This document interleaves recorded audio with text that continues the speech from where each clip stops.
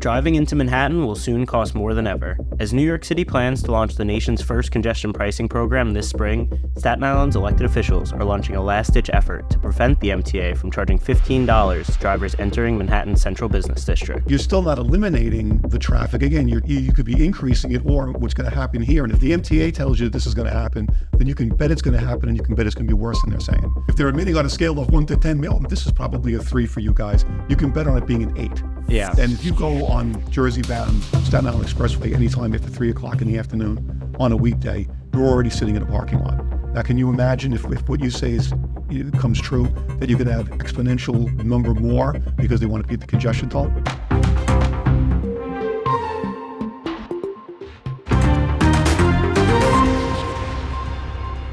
Welcome to the Staten Island Advances from the Scene, a podcast bringing you an inside look at the biggest stories on Staten Island with the reporters who cover them. I'm your host, Erik Bascome, and this week I'm joined by Staten Island Advance senior opinions writer Tom Wrobleski to discuss the implication of congestion pricing for Staten Islanders and local elected officials' attempts to prevent the controversial program from being implemented. Thanks for joining me today, Tom. We had you on as our last guest of 2023 and now our first guest of 2024. I must be doing something right. Right, but something tells me that you're probably going to have much stronger feelings about this topic than you did on the last one, which was a great interview and a fun talk. But yeah. I think that this one might be a little bit more engaging in some a little ways. meatier. Yeah, for sure. So I have you on to talk about congestion pricing. This is something that both me and you have been covering, me from the straight news perspective, you from the opinions perspective, for years now, really. It was put into the state budget in 2019. For anyone who doesn't know what congestion pricing is, you're probably living under a rock at this point, but the MTA is going to start this program where they're going to be charging drivers a toll to go into Manhattan's central business district, which is defined by them as any street below 60th Street. And then the money and, the revenue generated from that program is going to go towards improving the city's mass transit system. And we'll talk about what that means for Staten Islanders. Yeah. That'll be a very short talk. Right. Yeah, for sure.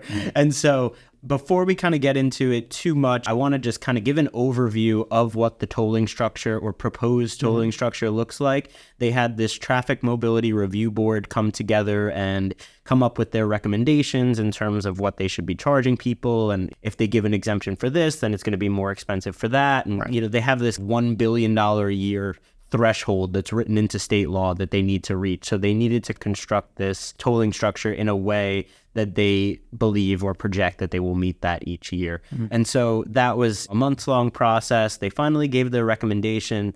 The MTA board has voted to move forward with that recommendation. They have not necessarily approved it, but they've now moved it into another public comment period, which we too will talk about later. But before we get started, I wanted to outline what that structure looks like and then kind of get your reaction on it. So the standard toll for passenger vehicles would be $15. Right. And so that would be charged on weekdays from 5 a.m. to 9 p.m. and on weekends from 9 a.m. to 9 p.m.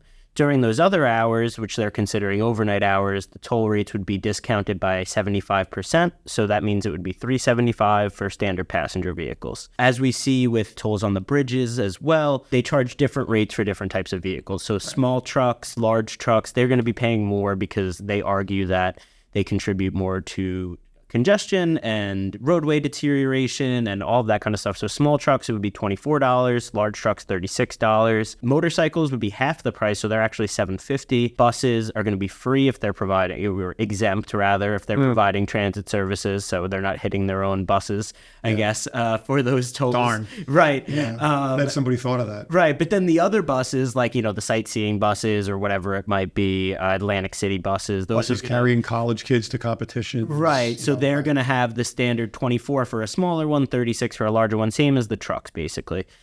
Then you have the crossing credits, which is something that people have been very, that was really a big topic throughout a lot of this, especially from people over in New Jersey. The New Jersey politicians are not happy about congestion pricing whatsoever. You've got so many people going over into Manhattan for work. And so their solution to the tunnels, they get the discount. Right, not on the bridge. The Lincoln, they're very concerned about the George Washington Bridge. Right, which is up north and doesn't lead directly into the zone. So I guess that's maybe the MTA's, justification for that. But so if you come in through one of the connecting tunnels, the Queens Midtown, Hugh L. Carey, the Holland, or the Lincoln, you're going to get a $5 credit towards your congestion pricing fee. So I guess you're paying $10, but then you're also paying the toll for that tunnel. Still, and for the Verrazano-Narrows Bridge, which right. is steeply discounted, obviously, but still, it's still money out of your pocket. Yeah, for sure. And then the taxis and the for-hire vehicles like Ubers and Lyft, they're going to be charged $1.25 for taxis or $2.50 for the Ubers and Lyfts per ride within the CBD. Right. And so that's the thing. So they are going to pass those fees along to the customers. So now if you're getting an Uber in the central business district, you can expect it to be at least $2.50 more expensive once this goes through. Discounts and exemptions, another big thing that during past public comment periods, people have really been pushing for. They're saying, we should be exempt from this, we shouldn't have to pay this, or this group of people should have to pay and they shouldn't be exempt. And so basically what they came up with is we're not really giving much of anything to anyone because, as they said throughout the process, the more exemptions that we give people, the higher the standard toll would be because they still need to meet that necessary It's like a scale that kind of goes, the more you discount, the higher the price is for the people who don't get so the discount. They still hit that $1 billion. And then to their credit, I have to say, they didn't give a bunch of carve-outs. No, they didn't. They to really people, didn't. which would have really caused a lot of ire. Yeah, so there's one thing here where if you are a low-income driver, after your first 10 trips of the month, you get a 50% discount. It's really not much. I mean, I'm sure it helps, but if you're how many low-income drivers are driving into Manhattan 10 plus times a month? I'm not sure. I don't have the answer to that. And what's the threshold for low income and everything else? So. Yeah, exactly. And so that's really the only thing. There's government vehicles would be exempt, like specialized government vehicles, garbage trucks, street sweepers, snow removal truck. What about all the city council staffers and DOT staffers? That's a great people question. Who have those special license plates, who have those city Department of Transportation. Or, I'm not to pick on them, obviously, but even though it's easy. But back in the day when people were getting free easy passes, all different executives and other people were getting, the mayor's going to drive to City Hall and he's going to pay a congestion pricing if he comes from somewhere else. Outside the zone? Well, if he comes from Gracie Mansion? And that's what a lot of people, I think, are thinking. And I just got a press advisory maybe yesterday or a couple days ago from some New Jersey electeds who are asking the MTA, give us a list of everybody who works for you that you're exempting from this. And I'm not sure what the MTA is going to come back with. I'd love to see that. But that is something that people are definitely worried about. And so that's kind of the broad strokes here. So I wanted to just kind of open the floor up to you a little bit and just get your reactions to that being their proposal. Well, there's a lot to unpack, obviously. The weekend thing is distressing because there's not a lot of people who drive into the city on a Saturday afternoon. You see it yourself. The difference on the Gowanus Expressway from, a Wednesday morning to a Saturday morning or afternoon. Why do you need to have so much time for congestion pricing on the weekends? Why can't you limit that time to a couple of hours or whatever? Maybe for the nighttime when people are going in and out of the city for that. The discount on the tunnel is nice. I still call it the Battery Tunnel as opposed to, no disrespect to Hugh Carey. But we still have to pay on the Verrazano. The other thing, too, is the East River bridges are still free. So those people who use East River bridges to go in and out of the district, they never pay a toll on a bridge. They're still going to have to pay the congestion fee, but still, they're still getting a break. How come we're still so far behind where there's actual bridges in New York City that are toll-free? All up and down the East River, and there's even one even further north that's toll-free. So those are the kind of things, if you're talking about toll equity, we're all sharing the burden and nobody's getting a break on anything, those are the things that I start thinking about. When you mention those free bridges, are people going to go out of their way now to take those free bridges into Manhattan? So they have to pay the congestion pricing fee, but they don't also get hit with the tunnel fee. Correct. And so you're going to have traffic diversions as a result of that. So that means the BQE is going to get more crowded. Right. People are going to stay on it longer. People could be, instead of taking the Cary Tunnel, they're going to stay on it. They're going to take the Brooklyn Bridge maybe to go into the Williamsburg Bridge or whatever. That's definitely a part of it too. And then we're going to talk about traffic diversions in regards to Staten Island and the Bronx and some other places as well. But so yes, I mentioned this earlier, but they're now opened it up for this next round of public comments. And as soon as they announced that, the borough president Vito Fossella came out and with a statement asking Staten Islanders, hey, go out there and tell them what you think about congestion pricing. This is an in-person one. Is it one of these in-person things that they do? This is not just written comments. They're actually going to do one of these dog and pony shows where they all show up. Yeah. So it's going to be a mix of both. So right now you can already go on the website and submit your written statement. You can email it to them. You can mail it to them. You can call them on the phone. whatever it might be. But then they're also going to have 4 of those public hearings where they give people 2 minutes each to speak, and they go up there, they complain, they say next, and then they Now you've been to these, right? I haven't in person, but I've followed so many of them virtually really the past few years. And go in person. Yeah. Because the glacial indifference that you see, and they'll say like, well, we're not here to debate anything. We're just here to listen. Just here to listen. So there's whatever, a dozen people, and they just sit there.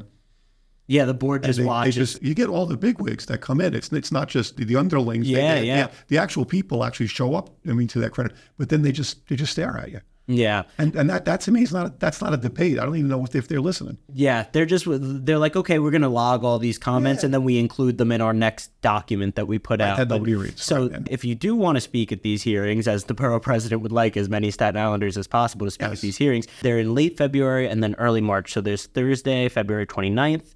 Then there's one on Friday, March 1st, and then there's 2 on Monday, March 4th. One will be in the morning, one at the These are the Staten Island ones, or these are citywide? They're all citywide. They're all whoever. Is there one on Staten Island? There's not a specific one for each area, which they've done in the past. This is just anyone who wants to talk about this. And that's insulting. And they're in Manhattan. They're going to be in... Oh, that's insulting. Yeah, it's at the MTA headquarters. Too bad you can't pay the congestion price on your way in to complain about the congestion price. That would be the only thing that would make it more ironic for Staten Island. Yeah, you're going into their domain and then standing at the little pedestal while they're all sitting up there looming over you. It's like 12 Monkeys or whatever. Like the big people, they're all like staring down at Bruce Willis. It's like you're requesting a court with the king or something like that. Exactly. No taxation, no representation. We'll be right back. The Mayor of Maple Avenue is a powerful multi-part podcast about Sean Sinesy, a victim of former Penn State football coach Jerry Sandusky, who was arrested 10 years ago for numerous child sexual abuse charges. The podcast series is written and hosted by Pulitzer Prize-winning reporter Sarah Ganim, who takes listeners into the world of addiction rehabilitation, where society can be quick to celebrate the consequences for abusers while not addressing the needs of their victims. Subscribe now to the Mayor of Maple Avenue wherever you get your podcasts. I'm curious your thoughts in terms of these public comment periods in general and whether you think that the MTA actually takes any of what they're hearing here. Does this mean anything, or are they just going to approve this regardless of what? If 90% of people come out and say this is ridiculous, are they just going to stamp it anyway? Now, the mockers will have to remind me of this if there's an MTA person out there who's been around for, I've been covering stuff on Staten Island for 30 years. I can't remember a big ticket item ever actually getting reversed because of something somebody said at a public hearing, because they have to do environmental studies, they have to do financial studies. So to upend everything that they've already crafted just because somebody from Huguenot is unhappy, it's nice to have your say, it's nice to vent, and protest sometimes makes an impression on people, but do I expect them to say, yeah, you know what? We heard from these people in the Bronx and Staten Island, they've got some legitimate concerns, so we're going to really do this whole thing another good think. And we'll see in a couple of years, we're going to hold off on the program for now. That I don't see. There's so much infrastructure that has to be built. Yep. Things have to be prepared. So I really don't see that. And plus, you don't even get a debate out of them, like I said. You don't get like, well, Tom, we understand that, but here's our thinking. Here's why we think, because so few people from Staten Island tend to drive in. So here's why we think it's really not going to be a burden for y'all.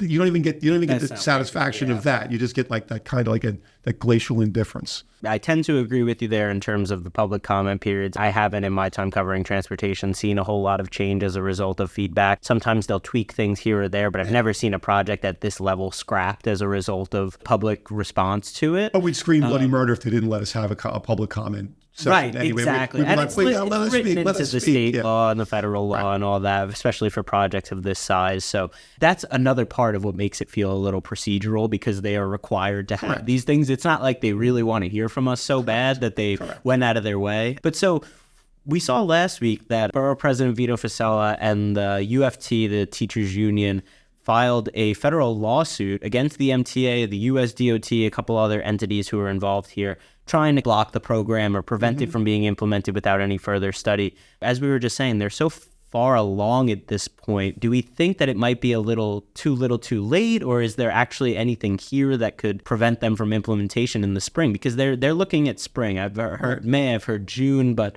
it sounds like this is something that's coming in just a few months. So to file a lawsuit now when this is something that's been in the works since 2019 and even really before that. What are your thoughts on that? There's two things. Number one, with there being so many more Republican and conservative judges at every level of city, state, federal, you might get a friendly hearing on, just like with the migrants, and it depends on what judge you get and for other things. Number two, it's fascinating to me to see the UFT buddying up. Michael Mulgrew, the head of the union, is a Staten Island guy, or at least was. Mm-hmm. So it's interesting, but in the back of my mind, I've always felt that there are people going to get carve-outs, and I've always wondered how teachers, firefighters, police officers, sanitation workers, name the union, are going to feel about saying, like, my firehouse, my precinct, my school is in the district. I've got to pay $10 every day at a minimum, $15 possibly, just to show up at work every day. So I was expecting them to somehow want to make sure that they get a carve-out for that. And if we all get a carve-out for that because we have to buddy up with the UFT or the PBA or firefighters or whatever, then I'm very interested to see the UFT kind of come in like this on this issue. Yeah, me too. And that was one of the things that kind of stood out to me. I know I covered the press conference when they announced this lawsuit. And when I got the advisor the day before, it was like, Borough President Fasella and the UFT make an announcement regarding congestion pricing. And I'm like, what does the UFT have to do with congestion pricing? That's a little weird. So I was curious. And then when I went there, I was like, oh, okay, well, I guess they're really throwing their hat in the ring on this one. And what I thought was interesting, and we talked about this a little bit off air before we got started, is that it's a pretty mixed response from members of the UFT from what I've seen. And just looking online and talking to some of my friends who are teachers and working in other boroughs, a lot of them do take public transit, right? Not as many of them necessarily drive in some of these areas. I don't know the statistics, obviously. Right. But there are people coming out and saying on Twitter, hey, Michael Mulgrew, I'm a UFT teacher. I take the subway to work every day. We need congestion pricing to improve my commute. We don't need, whatever. So there are obviously, like you see on both sides, there are going to be people. So to see the UFT kind of getting involved in that was a bit surprising to me. Well, it's nice that they have the mass transit options available to them that Staten Islanders don't. Right. And they have to remember that. It's easy to go from Queens to Brooklyn, even from Brooklyn to Manhattan on subway. It's not as easy to get from Huguenot to Midtown, or as much more time consuming. So there's a difference of scale there. Absolutely, yeah. And so I want to talk a little bit about like some of the points that they make in the lawsuit, their arguments for why congestion pricing should be stopped or should be studied more, or should be whatever. And so the first one would be, related specifically to Staten Island, but this also affects other outer boroughs, specifically the Bronx, they've talked about a lot. But the idea that congestion pricing isn't actually eliminating congestion or pollution, it's just kind of moving it around, as we talked about the diversions that people are going to head to the free bridges as opposed to whatever. So in the MTA's own environmental assessment that they completed, it says in their studies, it will most likely result in more traffic on the Staten Island Expressway and more pollutants on Staten Island because people who need to get to Jersey, if they're in Brooklyn, instead of driving through Manhattan and hitting this congestion pricing toll, they'll go over the Verrazano to Staten Island, and then they'll go into, from there, they would take one of the bridges. Take one of the Goethals, the Bayo, and the Outer Bridge, depending on where they're going, and then take that. So we're going to have more traffic in that direction on Staten Island. They've also said that there will be more traffic diversions in the South Bronx as a result of this. And so I wanted to just kind of get your thoughts on that and the idea that Staten Island also kind of getting the short end of the stick here again in terms of, are we actually getting more traffic as a result of congestion pricing in some ways? This is the whole question about congestion pricing as it works. Does it eliminate traffic, or does it reroute it, or does it just cause different kinds of traffic? In London, which is kind of the poster child for congestion pricing. They've been at it for years. What they found, at least initially, was, sure, people left their cars home, but they took more for-hire cars, or they took more buses. Now, you could say that's great, that's what we kind of want, but then you've still got the congestion because you've got more buses and more cars coming in. You have a different type of pollution because, the cars use different type, have a different type of engine perhaps, but you're still not eliminating the traffic. Again, you could be increasing it, or what's going to happen here. And if the MTA tells you this is going to happen, then you can bet it's going to happen, and you can bet it's going to be worse than they're saying. Because if they're admitting on a scale of 1 to 10, this is probably a 3 for you guys, you can bet on it being an 8. Yeah. And if you go on Jersey-bound Staten Island Expressway anytime after 3 o'clock in the afternoon on a weekday, you're already sitting in a parking lot.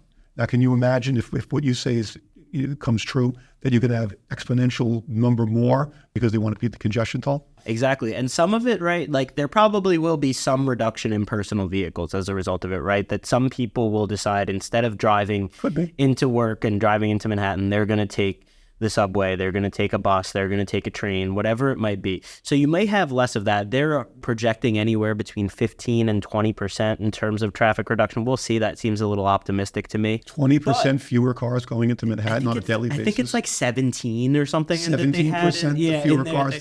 That's why I went 15 to 20. It sounds like a lot. Yeah. And even with that, the trucks are still going to be out making deliveries. The buses are still going to be providing transit services. And so we may have less personal vehicles. The trucks are still going to be there because they need to make their deliveries. And the trucks are going to get rerouted through Staten Island, through the Bronx, through all of these different areas so that they don't have to pay that fee. And so while, yeah, you may have a little bit less traffic, there may be less personal cars and more people using mass transit, which is obviously what they want. There is some traffic that just isn't going to get shifted and, isn't going to get eliminated. It's going to get shifted. And so that's kind of, like you said, delivery trucks, different things like that. There's no alternative for them. Right. It's not like you can pack a subway car full of Amazon packages and do your deliveries. Yeah. And the freight lines on Staten Island haven't been running in decades. So it's not like we're moving things like that either. And so the other main point that they make in the lawsuit, and this is something that local elected officials have been on for a while, particularly Nicole Maliotakis, our congresswoman, she's been calling for this really for years now. So the fact that they feel that the MTA has not done a thorough enough job reviewing this and studying this before implementing it, and that the federal government has kind of like allowed them to do so is kind of their case. So when you're doing a project of this scale, you either need to complete an environmental assessment, which is what the MTA has completed, or an environmental impact statement, which is a much longer, more thorough document, takes longer to prepare. It's more in-depth in terms of its analysis in many ways. And so the federal government had told the MTA basically, like, you're okay with the environmental assessment. Like, we think that that's enough.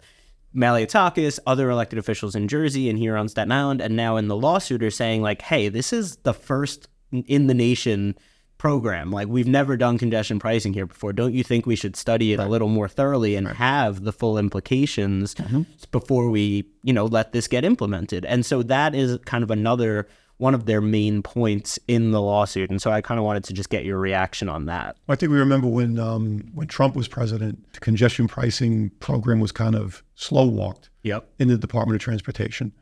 And now you have a Democratic administration under Biden and Secretary Buttigieg in DOT. I don't think they're going to slow walk anything. I agree with this is probably the best chance you've got to call attention to this because we don't have a baseline for congestion pricing in the United States. We don't know how it's worked. We know how it's worked in London, but it's in other cities. I think in Stockholm, but those are vastly different cosmopolitan areas than New York City, which is one of the most populated cities on the planet. Not that London isn't, but so you might get some traction with a sympathetic judge to say, you're right. What could more study hurt? We should set like as big a baseline as we can, just so we know and people know what to expect, and so other people like Staten Islanders are not burdened by, okay, well, the Manhattanites have empty roads and cleaner air, but Staten Islanders, after 50 years of having a dump on Staten Island, now there's another environmental concern for them to deal with. Let's make sure that it's fair to everybody. I don't think it's going to be anyway, but that's just my opinion. Yeah, no, and this is the one where I feel is kind of their strongest argument in many ways, because the fact that this is the first time anywhere in the United States is implementing this program, I don't really understand why you wouldn't require the most thorough review possible. And so I tend to agree with them on that one. Not that I have mixed feelings about congestion pricing, as many people do. I'm not super for it. I'm not super against it. I kind of get it in some ways, like why they're doing it. But I do also think it could probably use a little bit more of a study, especially in something that we've seen Fasella say since the lawsuit came out. They put this all together before they even really knew what toll was going to be. So in the environmental assessment, they had 7 different tolling scenarios, and it's kind of modeled it as, if we do this one, then this would be the result. If we do this, this would be the result. None of them exactly match up with what the actual proposal is right now. And so Facella's point is like, don't you think it should have been studied with the actual tolling structure that you're planning to implement? Right. And so that is kind of another point that they've been making, which makes sense to me. Right. If you charge $5, you're going to have a certain response. Right. If you charge $25, you're going to have a certain response. Fewer people, more people, whatever it is. But that was always the thing. And they did it on a spectrum, but none of them were exactly what they landed on. It was this thing. It was like It was between 9 and 23, I think. Right. The big enchilada was always like, okay, how much are we going to pay? Right. How do you evaluate something? It's like you're going to buy a house, you're going to buy a car. It's like, well, how much does the car cost? Well, we'll let you know after you how buy much it. does the house or cost? After how much it's is approved. How much is this job in the house going to, how much the plumber, how much is that going to cost me? Well, we'll see. Yeah. So how do you evaluate unless you know? Yeah. And my thought is kind of to what you said in terms of what we saw with the migrant shelters is that it could land in front of a judge who is sympathetic to this issue, and perhaps there is a temporary injunction, but I can't imagine it lasting or holding up or actually stopping the program from being implemented. This is all just my personal opinion, right? Like the ultimate there's no inside information here. I'm not and, reporting anything. Don't aggregate me, as the podcasters say. Right. So I don't think that it's in the long term going to stop this from coming into place, but I also understand why, as the borough president of Staten Island, who represents the most car-dependent, transit-starved borough in the city, that you would want to push for this and do as much as you can. So I definitely understand it from that perspective. I wanted to talk a little bit about this bill that's been introduced in the state legislature, which is admittedly a bit of a long shot, I would say, but Charles Fall on the North Shore, our assemblyman, and then State Senator Jessica Scarcella-Spanton are working on this bill that is kind of in response to congestion pricing. And it's saying if congestion pricing is implemented, Staten Islanders should be fully exempt from the Verrazano toll. They shouldn't have to pay it at all. So we are already paying a much lower toll because we have that resident discount program. So we're paying $2.75 to cross the bridge, as opposed to however much. I think the easy pass for non-Staten Island residents is over $10 at this point in terms of the toll. For the cash toll is almost $20, which is crazy. But so, and there are still people who don't have Easy Pass, which is actually crazy. Forking over the money. Yeah, I know. And so now this, to me, it kind of gets back to what we were saying earlier, where it's like, well, we already have to pay the Verrazano toll, and if we're not going to get any credit for that towards the congestion pricing fee, this is saying like Staten Islanders shouldn't have to pay on the Verrazano altogether. And we've all heard the stories of when they built the bridge, they said it was going to be free when they recouped the cost, and that's kind of up for debate whether that was actually ever the case. I want to nail that story down. Yeah, though. I've been doing research on that, and that's a lot of research to do. Yeah, and so I'm curious, just kind of your thoughts on this bill. I get the thought behind it, but I'm not sure that the state will ever fully get on board with saying a whole borough doesn't need to pay for this bridge. Although, it's really our only connection to the rest of New York City from a driving perspective. So, I just kind of wondering your thoughts on that. God bless them. I don't think it's going to happen. Yeah. I'd love to see it happen. But they get a lot of revenue out of it. But don't forget, the Verrazano Bridge also helps feed Long Island Railroad, helps feed Metro North, which is another thorn in our side, because the money from the bridge that we paid, a lot of it doesn't come back to Staten Island. I mean, when we can't even get a fast ferry to go from Stapleton to Bay Ridge, which makes all the sense in the world, and which you could do tomorrow if you wanted to. Instead of making people go all the way into the city and then take the R train back into Brooklyn, they could take the SIR train to Stapleton, get off there, and then go to Brooklyn. Can't even get that done. So all the toll money that gets generated off the Verrazano Bridge, it never came here, but getting the discount locked into the state budget has been enough of a travail for state lawmakers. Getting it eliminated. But then again, fair's fair. The people on East River don't. How much would you pay to cross the Brooklyn Bridge? $5? $10? $1? Make a lot of money if you charge $1. $1, You charge $1 a day for the Manhattan Bridge, for all those bridges, $2 a day. You made a good point there about, the toll revenue that they're generating from the Verrazano, and if we actually then see that back invested in our borough. And so the train probably gets. I'm sure the trains and the buses, the express buses. I'm sure it's not nothing. Yeah. But it's galling that the LIRR and the Metro North, who Staten Islanders make very little use of, I have to imagine. Yeah. So the last question I wanted to ask you before we kind of get out of here was, what would the MTA need to do at this point to make you support the program in any way? Or if there even is anything at this point. The one thing that I kind of think of, and that I've spoken to some of the other editors here about when they've talked about, what should our position be on this? How should we feel about this? I'm, the one who's been covering this the most, so I guess I'm the closest to it of anyone in the newsroom.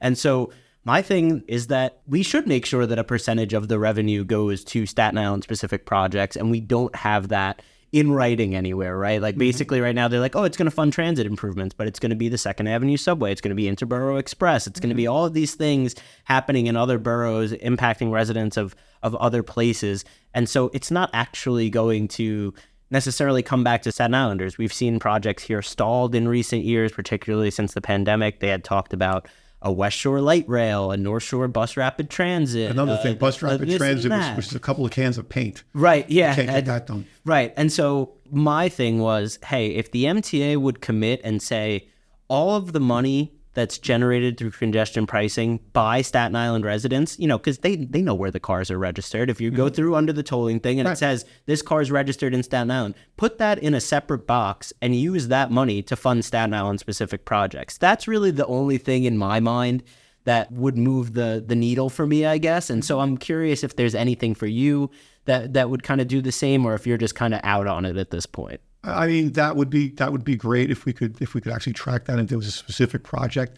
My question to people is, if you support congestion pricing, do you support it getting more expensive in the future? Because I can guarantee you, look at London, all these things, Vision Zero. Just look what's happened in other places, and you see how it's been. Speed cameras, the expansion. So, would you support congestion pricing being expanded to other boroughs? Perfect example, Cadman Plaza area in Brooklyn, which probably from 6 in the morning until 2 in the afternoon is probably one of the busiest areas in New York City because of the courts and everything else. Would you support it paying $15 to get off the BQE there and go into that area of downtown Brooklyn to go to the City Field? Yeah, of course, in the very small print at the bottom of the proposals for the thing, they include in there, the MTA reserves the right to adjust tolls by up to 10%. And so now you're talking about $16.50 instead of $15, which doesn't sound like much of that, but it's only $1.50. But now we're at $16.50. You're driving in 5 days a week. You're driving in 4 weeks a month. You're driving in 12 months a year, whatever it might be. And so that adds up in its own right. MTA tolls are going up on a regular basis. What is it? Every other year. Every other year. The biennial increase. So you don't think that they could do that? You don't think that someday it could be 6 miles an hour over the speed limit when you get a ticket on a speed camera?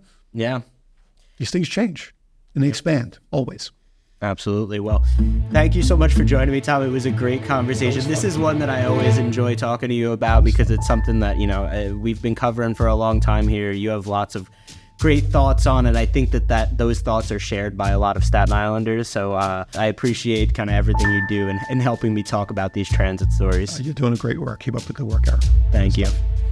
Thank you for listening to the Staten Island Advances from the Scene. If you like what you've heard, please make sure to rate and subscribe wherever you get your podcasts and visit silive.com for the latest on all these stories and more. Thank you for supporting local journalism.